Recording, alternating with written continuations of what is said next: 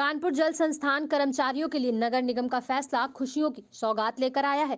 दरअसल शासन द्वारा जल संस्थान कर्मचारियों का house tax, water tax, sewer tax माफ कर दिया गया है, जिसको लेकर कर्मचारियों ने जीएम को सम्मानित किया। कर्मचारियों का कहना था कि इसमें जीएम नीरज गौड़ का बहुत सहयोग रहा है। इसके साथ ही उन्होंने बताया कि ठेकेदारी के विरोध में उनका ज्ञापन भी सौंपा गया है, जिसमें मांग की गई है कि ठेकेदार कर्मचारियों का शोषण करते हैं, उस पर रोक लगाई जाए। रोल ये क्या क्या समस्या थी कि ये ज्ञापन देने थे आप लोग? समस्या है भी और नहीं भी है। पहला कारण ये कि आज हम लोग जीएम साहब का जो है सम्मान करने गए थे कि कर्मचारियों के लिए उन्होंने house tax, water tax, sewer tax की माफ़ी मंजूर हो गई है, जो शासन के द्वारा हुई थी और वो यहाँ कानपुर में लागू हो गई है। उसके लिए उनको हमने धन्यवाद और जो है माला पहना के सम्मान किया है। एक्सेस हमसे मिले हैं, उन्होंने समस्या थे, उन्होंने क्या क्या आश्वासन दिया है? और उनसे मिले, उन्होंने कहा कि ठीक है, आप लोग की मांग जायज़ है। एक हमने ज्ञापन भी उनको दे रखा है ठेकेदारी के विरोध में कि 4-5 लाख रुपए उनके पास आ जाता है, वो 4,000 रुपये दे के वहाँ रजिस्ट्रेशन करा लेते हैं। उसके बाद यहाँ ठेकेदारी करने लगते हैं आके, और जो है क्या नाम से कर्मचारियों के साथ शोषण करते हैं। जैसे सफाई कर्मचारी है और भी अन्य कर्मचारी हैं, उनके साथ जो है क्या नाम से शोषण करने का काम करते हैं ये ठेकेदार। और हमने उनसे मांग करी है कि इन सबको हटा के किसी एक ठेकेदार को नियुक्त किया जाए, जो कि कर्मचारियों का फंड बीमा कटे, जिससे कि जो है क्या नाम से कभी कोई दुर्घटना हो तो उनको बीमा के द्वारा उनका भुगतान हो सके, ना कि जलकल में मतलब कोई ऐसा दबाव और जो है क्या नाम से कोई ऐसी बात हो जिससे कि ठेका ले रखा है उसने, तो बीमा के द्वारा उनके माध्यम से उनका भुगतान हो। बताओ क्या? सर, ये लोग संयुक्त कर्मचारी वाले आज अपनी कुछ मांगे हैं, क्या ज्ञापन देना है, क्या समस्या है इनकी? अभी इसको ज्ञापन को थोड़ा हम गहराई से देखेंगे। मुख्य रूप से इनका ये चिंता है, इनकी चिंता जायज़ भी है कि जो सीवर के कर्मचारी ठेकेदारों के माध्यम से जो ठेकेदारों ने रखे हैं, उन्हें न्यूनतम मजदूरी नहीं दी जा रही है और उनका इस प्रकार आर्थिक रूप से या और तरह से शोषण किया जा रहा है।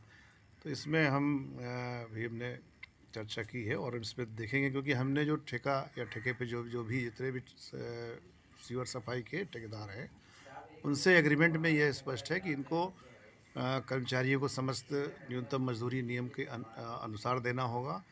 उनकी कोई कैजुअल्टी दुर्भाग्यवश अगर होती है तो 10 लाख रुपए का जो शासन का आदेश है उसके अनुसार उनकी जिम्मेदारी लायबिलिटी भुगतान करनी होगी।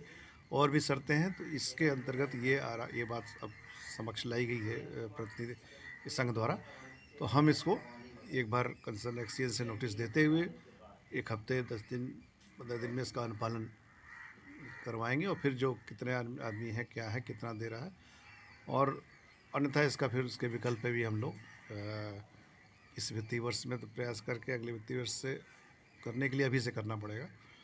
तो इसके अलावा भी जो कर्मी लगे हुए हैं और भी प्रकृति के हैं, उस पर भी हम लोग विचार कर रहे हैं, चाहे वो किसी भी संवर्ग के हों, सफाई के साथ साथ। ठीक है, तो इसको जो नियमों का अनुपालन कराना, नियम है जो शर्तें हैं हमारी, वो उसमें सारी चीज़ें हैं, बट उसका अनुपालन नहीं हो रहा है जैसा कि हम समझ पा रहे हैं।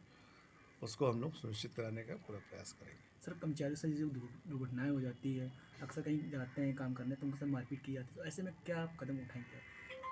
नहीं, 2 चीज़ होगी ना। एक तो सीवर कर्मचारी की कोई दुर्घटना या उस तरह की चीज़, तो अब तो हम लोगों ने काफ़ी हद तक ये गाड़ियाँ भी हमारे पास काफ़ी हैं कि प्रयास ये रहता है कोई भी काम जो भी इस तरह का जिसमें दुर्घटना की ज़्यादा संभावना हो सकती है, उसको गाड़ियों के माध्यम से या जेटिंग मशीन, सक्शन मशीन या और भी हमारे पास है, उससे अधिक से अधिक कराया जाए।